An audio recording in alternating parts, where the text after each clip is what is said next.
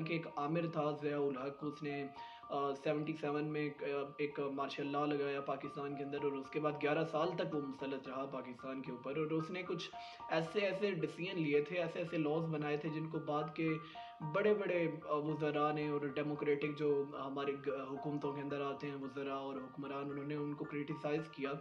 लेकिन student union भी उसी शख्स ने बैन की थी, लेकिन इसके बावजूद अभी तक हम देखते हैं कि इमरान खान के दौरे हुकूमत में भी उनको बहाल नहीं किया जा सका। वज़ीर आज़म इमरान खान ने पिछले साल वादा किया था, और फवाद चौधरी ने बड़ा इसको सपोर्ट किया था कि स्टूडेंट यूनियंस को हम बहाल करेंगे। लेकिन ये गवाह है हिस्ट्री के, पिछला एक साल गुजर चुका है, आज दोबारा उसी डेट को उसी प्रेस क्लब के सामने दोबारा से स्टूडेंट यूनियन की बहाली के लिए तलबा ने तहरीक चलाई, दोबारा से नारे लगे, दोबारा से डिफरेंट प्लेस चलाए गए। और लास्ट टाइम मीडिया कवरेज काफ़ी ज़्यादा मिली थी, इस दफ़ा भी कुछ ना कुछ मिलेगी तो सही।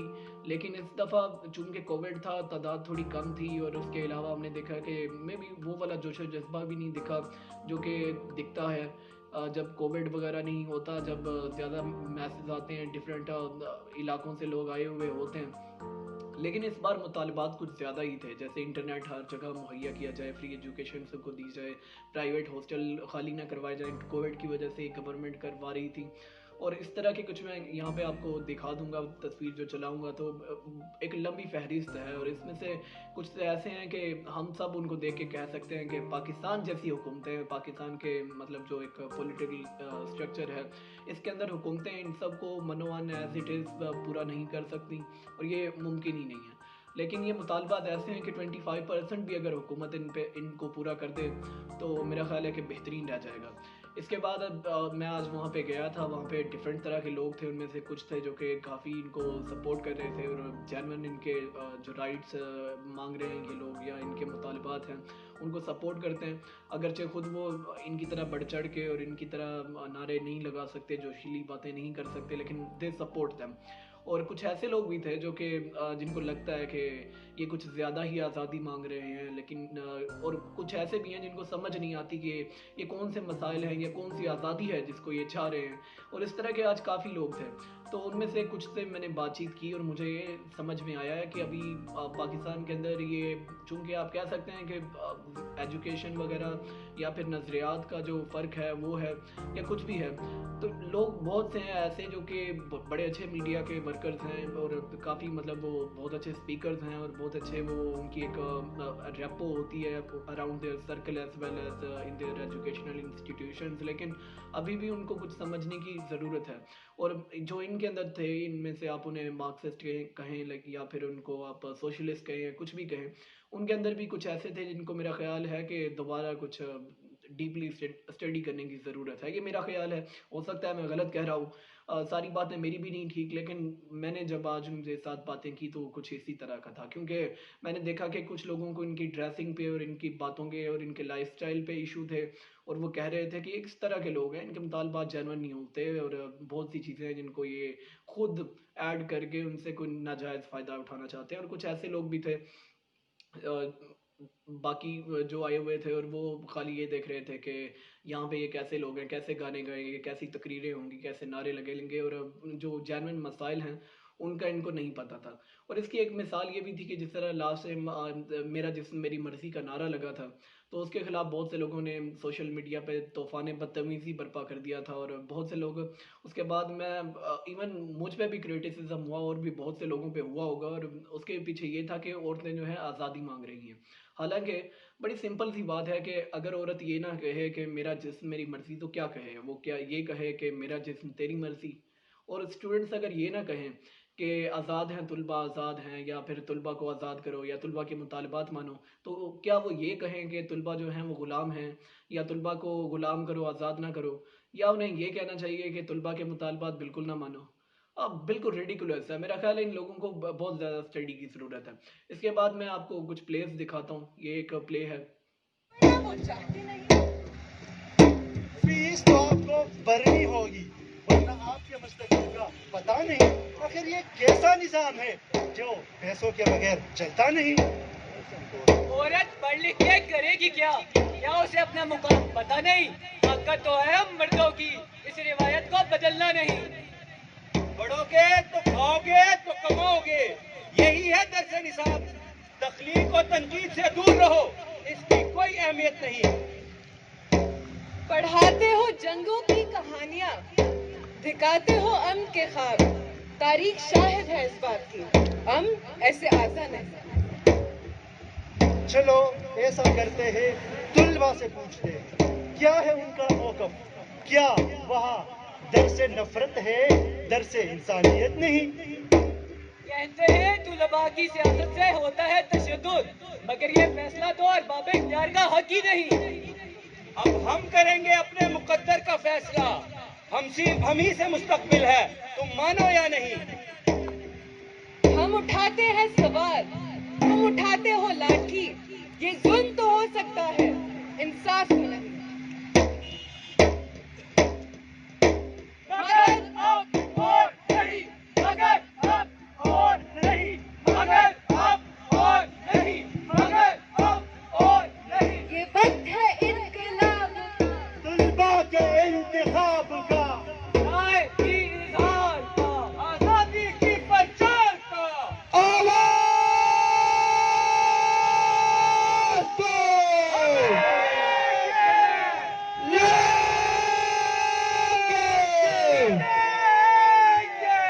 زندہ ہے طلباء, زندہ ہے طلباء, میرے دیش کے طلباء, میرے دیش کے طلباء, جیلوں میں جا کر گولی پی کر زندہ ہے, زندہ ہے, زندہ ہے, زندہ ہے, زندہ ہے, زندہ ہے.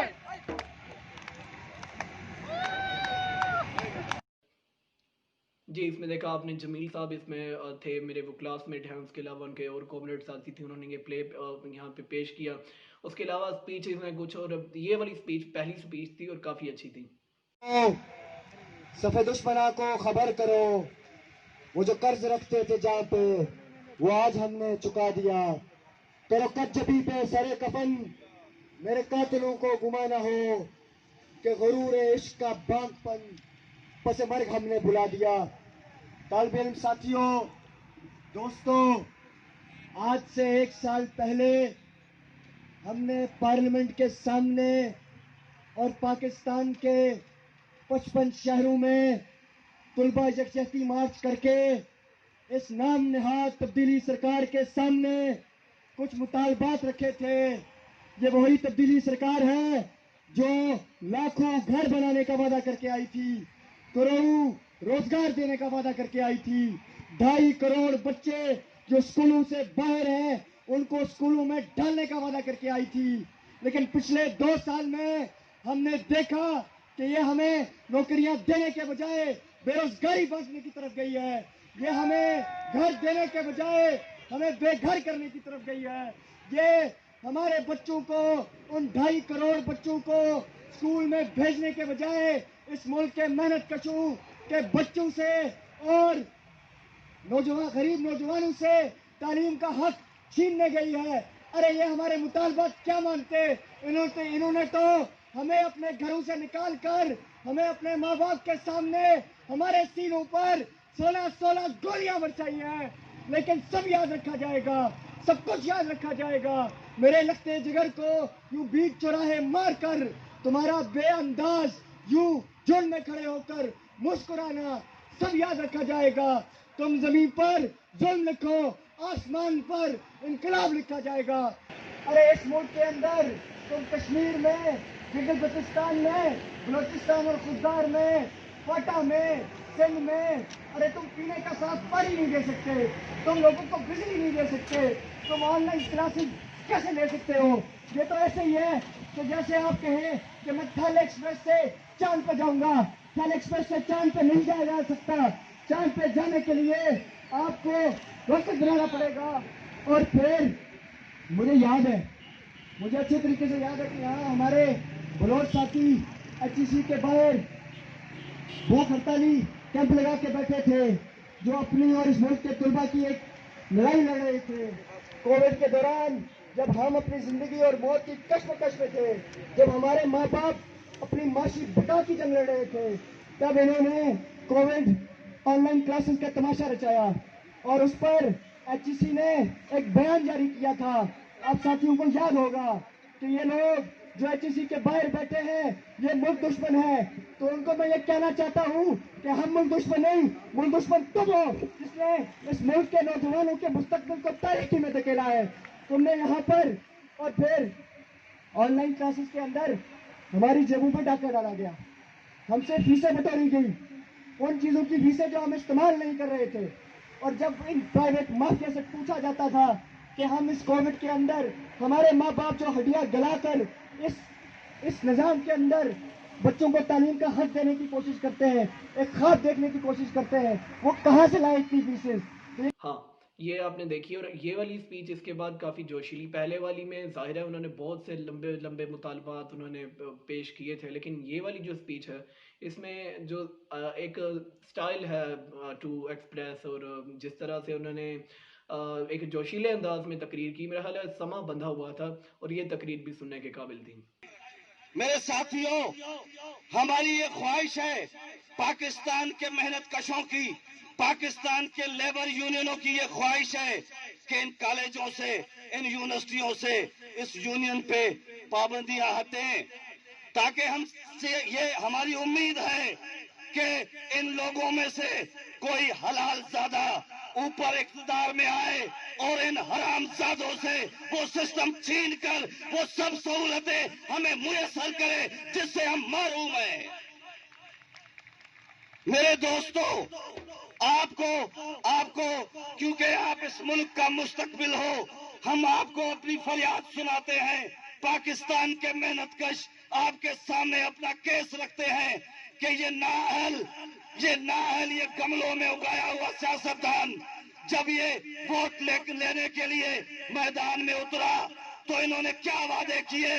इन्होंने कहा मैं 1 करोड़ नौकरी दूंगा, इसने कहा मैं 50 लाख घर दूंगा, इसने कहा मैं IMF से कर्जा नहीं लूंगा, इसने कहा कि मैं इस मुल्क से स्टूडेंट लीडरों को परवान चढ़ाऊंगा।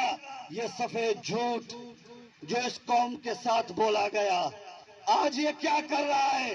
आज स्टील मिल से 10,000 मेहनत कशों को एक आर्डर के तहत फारिग कर दिया गया। रेडियो पाकिस्तान के दोस्त आप दीद चौक पे पिछले 25 दिनों से धरना दे के बैठे हुए हैं।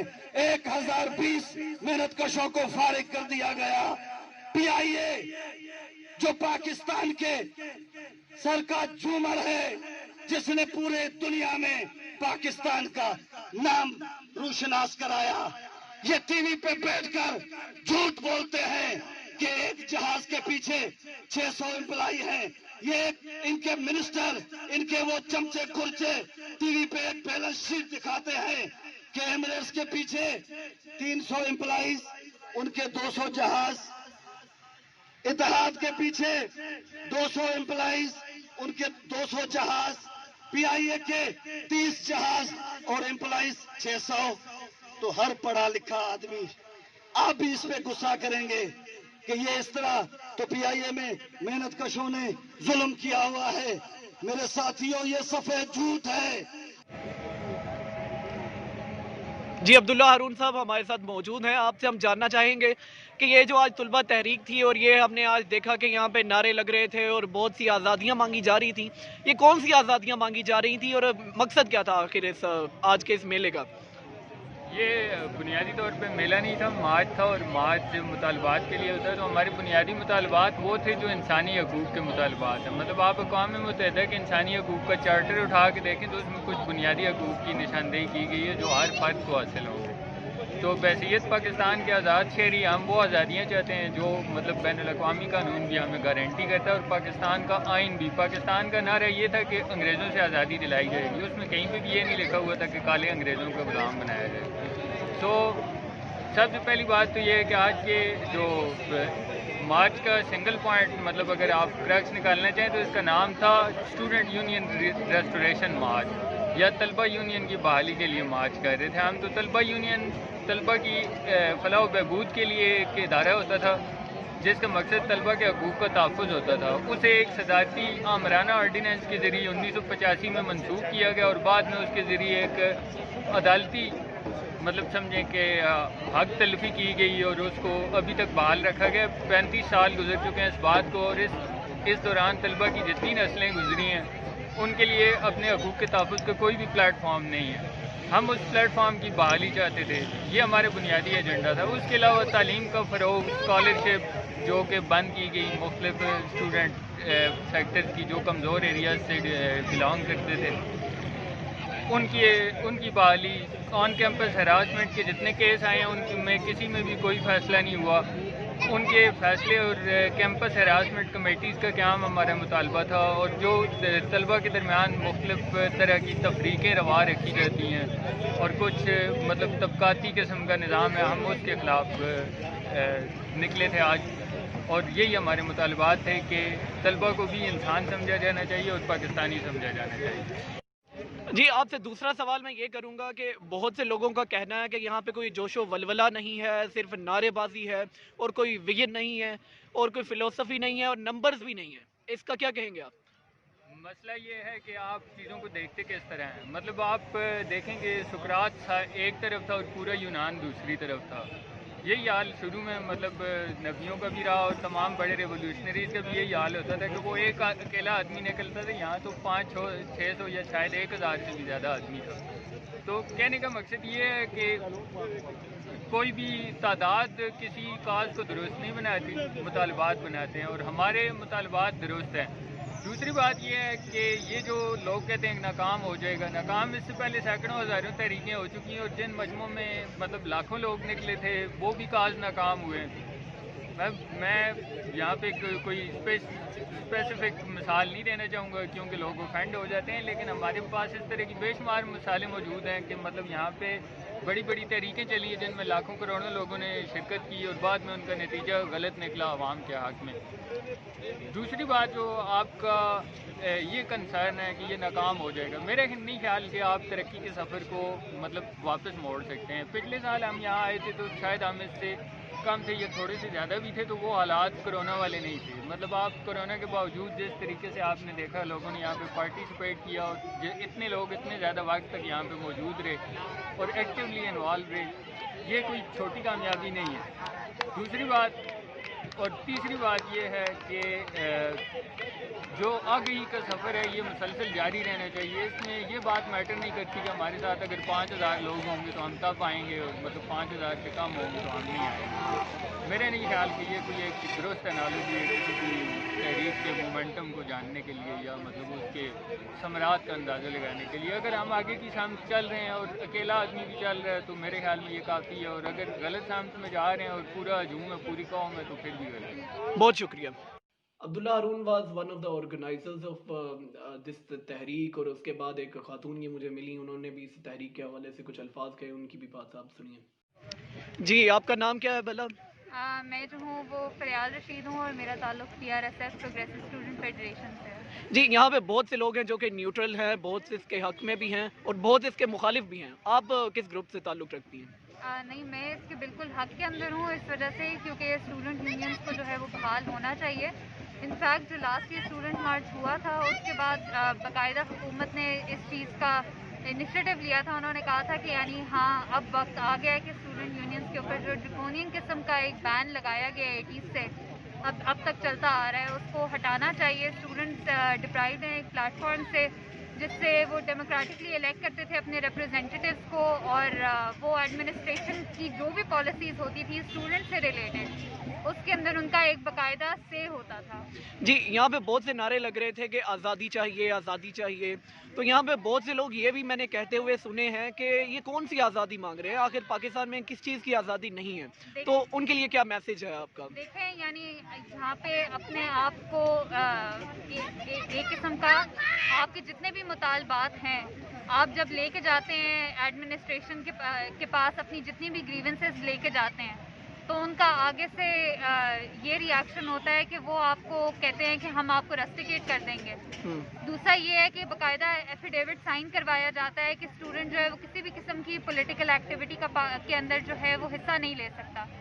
تو یہ ایک قسم کا ایک طریقہ ہے اسٹوڈنٹس کو ڈی پولیٹیسائز کرنے کا، تاکہ وہ اپنے حق کے لیے آواز نہ اٹھا سکیں. چلیں جی، تھینک یو سو مچ. اور ان دی اینڈ جمیل بن اقبال، ان سے جو میرا کویسچن تھا وہ بڑا اسٹرانگ کویسچن تھا، کیونکہ مخالفین کا یہ کہنا تھا کہ کوئی جوش نہیں، ولولہ نہیں، ویژن نہیں، اور کوئی انقلاب نہیں آنے والا. تو ان سے اسی حوالے سے میں نے بات کی کہ کیا یہ انقلاب کوئی آنے والا ہے یا کس طرح سے آئے گا. اور جو یہ ایک کہا جاتا ہے کہ کمیونزم اور سوشلزم کے اندر ڈکٹیٹرشپ ہوتی ہے ان دی گورنمنٹ، اس کا یہ کیا جواب دیں گے؟ جمیل بن اقبال موجود ہیں ہمارے ساتھ. جمیل صاحب، آپ ہمیں ایک بات بس بتا دیں کہ یہاں بہت سے لوگوں نے کہا ہے کہ یہاں پہ جو لوگ تھے ان کا ویژن نہیں تھا، یہاں پہ نمبرز نہیں تھے، اور لاسٹ ٹائم والا جوش و جذبہ بھی نہیں تھا، جس سے یہ لگتا ہے کہ یہ تحریک جو ہے اپنا دم توڑ رہی ہے. اس کا جواب آپ کیسے دیں گے؟ نہیں، یہ تو کہنا بالکل غلط ہے کہ یہ تحریک اپنا دم توڑ رہی ہے، کیونکہ آپ دیکھ سکتے ہیں کہ صرف یہ ہمارا یہ جو پروٹیسٹ ہوا ہے، صرف یہ نہیں، ملک میں جہاں پہ بھی پروٹیسٹ ہو رہے، احتجاج ہو رہے، ان میں نمبرز کم ہیں. ظاہری بات ہے، کورونا ہے، لوگ گھروں سے باہر نہیں نکل رہے، اوپر سے یونیورسٹیز جو ہے وہ ساری بند ہے، ایک یونیورسٹی بھی نہیں کھلی ہے. لیکن پھر بھی آپ دیکھ سکتے ہیں یہ جو لوگ ہیں، یہ پنڈ اسلام آباد کے اپنے جو لوگ اسٹوڈنٹس ہیں وہ باہر آئے ہیں. ٹھیک ہے، تو یہ تو بات غلط ہے نمبر کی. تو وہ ویژن کا تو یار یہ تو بالکل مذاق کیا ہے کسی نے بھی کیا ہے. مطلب کیا اب اس کا کیا میں جواب دے سکتا ہوں کہ بھائی کی ویژن نہیں ہے، یہ تو بالکل مذاق ہے، اس میں کوئی سچائی نہیں ہے. تو آپ کے خیال میں مذاق ہے، لیکن اس کے باوجود بہت سے لوگوں نے کہا ہے کہ آپ لوگ جن کو کاؤنٹر کرتے ہیں وہ ہے کیپٹلزم، جو کہ اس وقت بہت مین اسٹریم ہے. تو سوشلزم والے جو لوگ ہیں ان کا تو کوئی نمبر دکھتا ہی نہیں. تو کون سا یہاں پہ ریولوشن آنے والا ہے پاکستان کی سوسائٹی میں؟ ہم تو ابھی ریولوشن کی بات ہی نہیں کر رہے. ہمیں تو جو مسائل ہیں ان کو ختم کریں گے، بعد میں انقلاب کی طرف جائیں گے. وہ جو انقلاب وغیرہ وہ بھائی ہمارے نعرے ہیں، لیکن یہ نہیں ہے کہ بھائی ہم کل انقلاب لے کے آ رہے ہیں. یہ اس طرح نہیں ہے، وہ صرف ایک نعروں کی حد تک ہے. اور یہ نہیں کہ ہم انقلاب نہیں لانا چاہ رہے ہیں، لیکن اس طرح نہیں ہے کہ کل اور پرسوں 2 3 4 5 سال میں آ جائے گی. تو اس کے لیے ضروری ہے کہ جو مسائل ہے پہلے یہ مسائل ختم ہو، پھر اس کے بعد ہم جو ہے ڈیسائیڈ کریں گے. پھر اس کے بعد اب اگلا جو لائے عمل ہوگا وہ ڈیسائیڈ ہوگا. چلے، آپ ہمارے ساتھ موجود ہیں. میں یہاں پہ آپ کے یہاں ہمارے ساتھ موجود ہونے کے موقع کا فائدہ اٹھاتے ہوئے 2 مزید سوال بھی کرنا چاہوں گا. سب سے پہلے تو یہ بتائیں کہ یہ انقلاب جو ابھی آپ نہیں لانا چاہتے، جس کو آنے میں تھوڑا ٹائم لگے گا، یہ کب آئے گا اور کیسے آئے گا؟ یہ انقلاب تب آ سکتا ہے کہ جب جو اسٹوڈنٹس ہیں، جو عوام ہے، ان کی ذہن سازی ہو. اور ان کی ذہن سازی میں کافی وقت لگے گا، کیونکہ بھیا 70 سالوں سے ان کو یہ گن پڑھایا گیا ہے. یہ جو گن نصاب کے اندر ہے، مختلف ٹی وی چینلز کے تھرو ہے مختلف. تو یہ اس طرح جتنا ٹائم لگا ان کو اس طرح ان عوام کو بنانے میں، تو اتنا ہی ٹائم لگے گا ان عوام کو واپس اپنے کو اس پہ جانے کے لیے. تو انقلاب اور سوشلزم تو کافی دور کی بات ہے. سب سے پہلے تو یہ کہ بھائی ہم تو سیکولر ہوں، پھر بعد میں ہم دیکھیں گے. ہم اس کے لیے تیار نہیں ہے، تو انقلاب کدھر سے آئے گا؟ تو سوشلزم کے اندر ایک مسئلہ ہے، اور یہ بہت سے لوگوں کے مائنڈ کے اندر کنفیوژن ہے کہ ڈکٹیٹرشپ ہوتی ہے، گورنمنٹ کوئی لبرل نہیں ہوتی، کوئی اس طرح نہیں ہوتی کہ مطلب کوئی ڈیموکریسی ہو، تو ڈکٹیٹرشپ لاتا ہے سوشلزم. اس وجہ سے بہت سے لوگ سوشلزم سے بھاگتے ہیں. یہ کویشچن ہے، بہت پیچیدہ کویشچن ہے، اور اس کی 2 3 لائنوں میں جواب نہیں ہو سکے گا. شارٹ میں بتا دیں. ضروری ہے کہ آپ پورا اس جو ڈائنامکس ہے، جو ڈائلیکٹیکل ڈبیٹ ہے، اس کو پڑھیں. لیکن یہ میں کہنا چاہوں کہ سوشلزم جو ہے بالکل بھی ڈکٹیٹرشپ نہیں ہے، بلکہ اس کی الٹ ہے کہ مزدوروں کی حکومت ہو. اور اس میں 1 2 نہیں بلکہ سارے جو جتنے مزدور ہیں ان کی حکومت ہوتی ہے. اور آپ جس کی طرف اشارہ کر رہے ہیں، شاید آپ جو لینن کے بعد جو ٹیکنوکریٹ حکومت بنی تھی وہاں پہ آپ شاید اس کی بات کریں، وہ سوشلزم نہیں تھی. اس کو آپ ٹیکنوکریٹزم کہہ سکتے ہیں، اور اس کو آپ اسٹالنزم کہہ سکتے ہیں، لیکن سوشلزم نہیں تھی. چلیں، تھینک یو سو مچ. جی، ان کا جواب آپ نے سنا. تو اس کے بعد میں یہ کہنا چاہوں گا کہ یہ ایک ایسا ٹاپک ہے کہ سوشلزم اگر آنا چاہیے تو کیسا آنا چاہیے، اس کے اندر کیا کیا ریفارمز ہونی چاہیے، جو کہ ہم دیکھتے ہیں چائنا یا رشیا یا کیوبا وغیرہ کے اندر تھا، یا اسکینڈینیوین کنٹریز اور امریکہ کے برنی سینڈرز کس طرح کے سوشلزم کی بات کرتے ہیں، اور یہ اسٹوڈنٹس کس طرح کا سوشلزم چاہتے ہیں. اس حوالے سے لیفٹ اور رائٹ والوں کے بیچ میں ہمیں بہت سی ڈسکشنز کروانی چاہیے. لیکن پاکستان کے اندر اس کی میں کہتا ہوں وہ گراؤنڈ ہی نہیں ہے جہاں پہ اگر اس کے بیج اگر پھینکے بھی جائیں تو وہ اگ سکیں، کیونکہ یہاں پہ ایک اور ہی طرح کا سیٹ اپ ہے، اور اتنا ڈومیننٹ وہ اسٹرکچر کے اندر وہ لوگ ہیں، وہ انسٹیٹیوشنز اور وہ پرسنالٹیز کے ان کو ان پہ قابو پانا یا ان کی ڈومیننس کو ختم کرنا یہ پاسبل لگتا ہی نہیں.